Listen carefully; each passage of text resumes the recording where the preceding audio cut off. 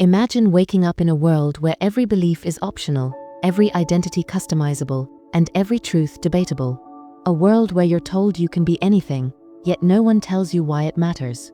You scroll through endless images of curated lives, perform versions of yourself online, and deep down, you're unsure if any of it is real. You're not oppressed. You're free, completely, overwhelmingly free. And somehow, that freedom feels like a curse. This is the modern American condition. And Søren Kierkegaard, a 19th century Danish philosopher, saw it coming over 150 years ago. In his haunting work Fear and Trembling, Kierkegaard described the kind of dread that doesn't come from external danger, but from the unbearable responsibility of selfhood. He warned of a silent, existential anxiety born not from slavery, but from freedom.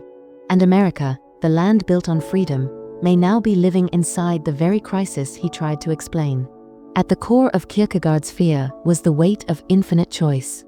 He tells the story of Abraham, a man commanded by God to sacrifice his son, not for logic or morality, but as an act of faith. Abraham's terror wasn't just about what he had to do. It was about having to make that choice alone, without explanation, without applause. That, Kierkegaard believed, is the essence of real freedom, having no script, no certainty, and still being forced to act. Modern America mirrors this in unsettling ways. Individuals are told they can be anything, yet that freedom often leaves them paralyzed. With no shared values or moral map, each person must define themselves from scratch. And instead of clarity, they face a fog of endless options, none of which feel meaningful. Social media turns this existential crisis into performance. Every post becomes a declaration of identity, every opinion a brand, every act of selfhood something to be judged, validated, or cancelled. Kierkegaard's dread is no longer philosophical, it's algorithmic. But the problem runs even deeper. It's not just about choice. It's about the collapse of the ethical stage, Kierkegaard's second phase of human development. In this stage, individuals embrace responsibility, sacrifice, and higher principles. They move beyond pleasure and start living for something greater than themselves. In America, that stage is fading. What replaces it is aestheticism, the worship of image, novelty, and instant gratification. Morality has become performative. Activism is optimized for virality, not virtue. We've replaced ethics with optics. And the consequences are everywhere. Trust in institutions is eroding. Public discourse is shallow. Morality has turned into tribal signaling. In Kierkegaard's terms, we are pretending to live ethically without the burden of real ethical living. It's not that people have become evil. It's that they've become empty. When both freedom and ethics collapse, what's left? In Kierkegaard's eyes, there is one final stage, the most terrifying of all, faith in the absurd. Not religious dogma, but the spiritual courage to leap into meaning without evidence. Abraham made that leap when he prepared to sacrifice Isaac. His faith was absurd, but it gave him meaning. And here lies the final tragedy.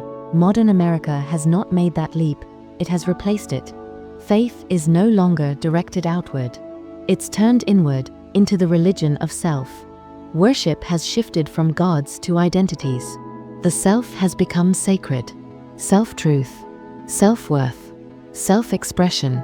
The individual is now the source of all meaning, and yet is quietly crumbling under the pressure to maintain it. This new faith doesn't offer transcendence. It demands performance. It offers control, but no surrender. And so people collapse not in rebellion, but in exhaustion. Kierkegaard believed that suffering, when rooted in faith, had purpose. But suffering without transcendence becomes unbearable. In today's world, people share pain not to find redemption, but to be seen. Healing becomes content. Struggle becomes aesthetic. And perhaps that is the most terrifying realization of all, that the very freedom we celebrate might be the source of our despair. That in removing all gods, all foundations, and all shared truths, we left people to carry the burden of existence alone. Kierkegaard never asked us to run from this truth.